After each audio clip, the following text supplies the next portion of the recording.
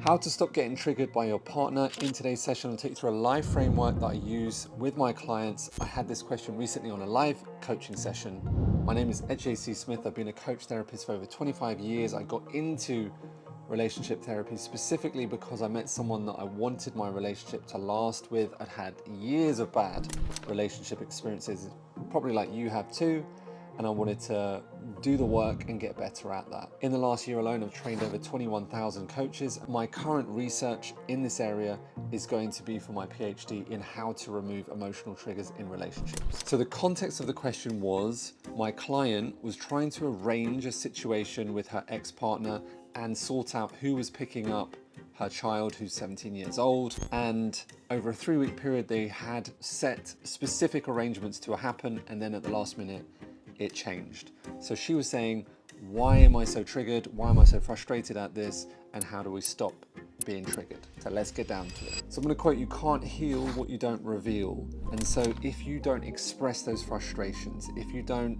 tell him how you feel without making him wrong, without creating a massive fight, then of course you're going to build up loads of frustrations, just like a pressure cooker.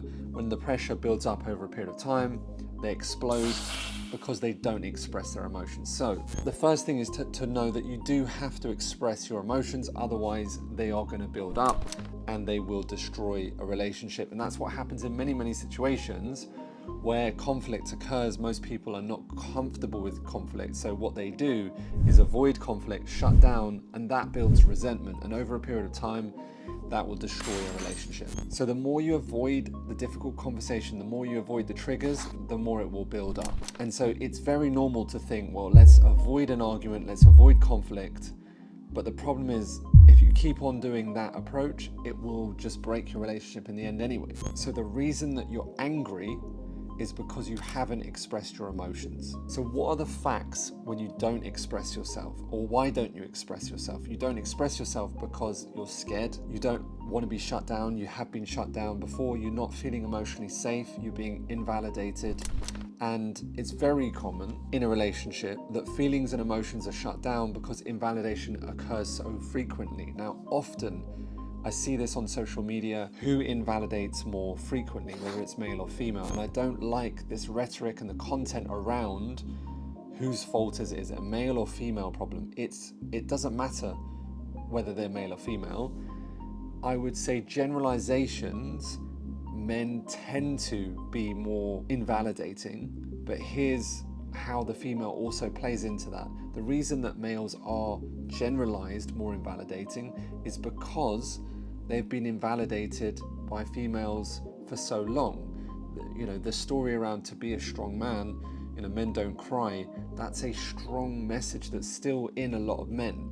And so a lot of men perceive it, you know, their emotions as weakness and aren't capable of handling their own emotions, let alone someone else's emotions. Remembering, someone that can't handle your emotions can't handle theirs either. So it's not because they don't care or, you know, they don't love you, it's they just don't have those skills yet. Here's some quick strategies to avoid getting triggered in this specific context. So for example, text messaging versus actually meeting up face to face and talking it out, because you miss a lot of those cues just over a text message. Now in this instant, my client had actually spoken to her ex and sorted out over the phone. But then since then, she was relying on text messages. So even if you say, look, I understand that you have to manage things, and in today's world, text is very efficient, but even a voice note over text message is way more effective because you can still hear someone's tone and how they, you know, describe their emotions and describe something. You can tell a lot with tone. And now sometimes I've had clients in the past say, well, it doesn't matter whether my partner messages or voice notes, they've got no emotional expression. But you've got to remember, like, you know, you've got to teach these things to your partner. It doesn't matter whether you're male or female. And if those are the things that you need to know, then shifting into voice notes is going to be easier for that. The major strategy here is to over communicate. So you're understanding what those objections are. And so for example, if I was talking to the ex and I knew that there may be some potential situations that might change their mind down the line, and say, look, I'm trying to organize this situation. I know that you've got a lot going on. I know that I've got a lot going on as well. I'm doing the best I can so we can both see our child. I'm not trying to control this situation. I just need to get some things sorted because I've got other things I need to plan as well. And I'm also relying on, someone else to pick up as well. And I'm trying to move a lot of things at one time. And I totally respect where you're at. And, I really appreciate where we're at with this. We both love our son, and I'm just doing the best I can to make sure this runs as smoothly as possible. So what you're doing is you're overly communicating the concerns in a caring, mutually beneficial way, so that you're avoiding like, you have to do this because I tell you to. You have to do that because I say X, Y, and Z, right? We're avoiding conflict. We're avoiding direct, criticisms, anything like that. And the reason that we're doing this is because you didn't pick him up in the past, and I haven't got over that, which was 10 years ago. So we're trying to avoid any of that. The last element on the strategy, I would also say, bring the child into the group so that he's also part of that accountability. He can see the messages going back and forward. If ever there's a situation in my family where we need to discuss something, I'll at everyone into the email so they know the conversation that's been occurred. They know if someone's avoiding it. And, it's natural for people to avoid conversations that are difficult or challenging. And so it's also meeting them with that respectfully, of course. And, as a 17-year-old, being part of those conversations, seeing his parents that are no longer together, having an amicable conversation around management. And sometimes management things are they're just difficult to do because everyone's got moving things. Some people don't like to react straight away. Some people don't respond, do they? Some people are really on it straight away. Some people are not. And it's just allowing the real element of life. Before I suggested that, they were trying to manage it behind his back. Then they would put him into a group where they had agreed. And then outside of the group, they were breaking that agreement. So it's important to see, look, managing life and managing people to do stuff and expectations comes with frustrations, and that's okay. The last element is a framework to practice so that you stop getting triggered. It's called what I call the stop, drop, and roll. I borrowed it also from the fire safety guide.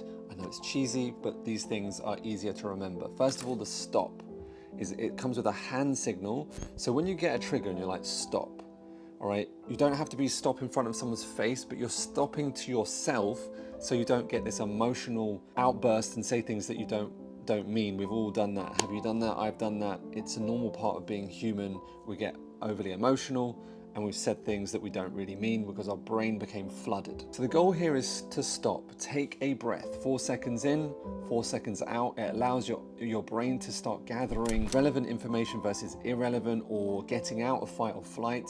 And you keep doing this over, like, stop. And you're trying to get your breath so that you don't end up in this huge argument. This breaks the loop between stimulus response, which was Pavlov's research about dogs doing things when he rang the bell. He was one of the first psychologists to realize that we were unconscious beings, this stimulus response concept. But the difference between us and dogs is that we have the choice.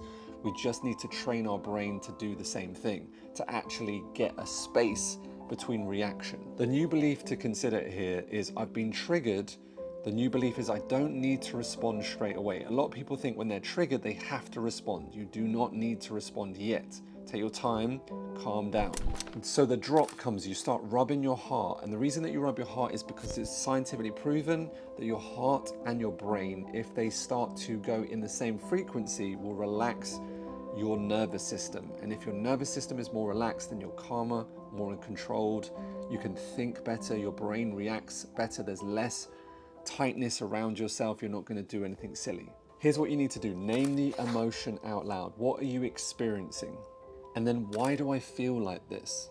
The last element, what's a different view that I can take from this that will change how I feel? And then the last element is roll. We're going to roll on out. What is the highest, most positive intention of what's happening right now that I can move on with? For example, my dad used to trigger me a lot because we were conflicted.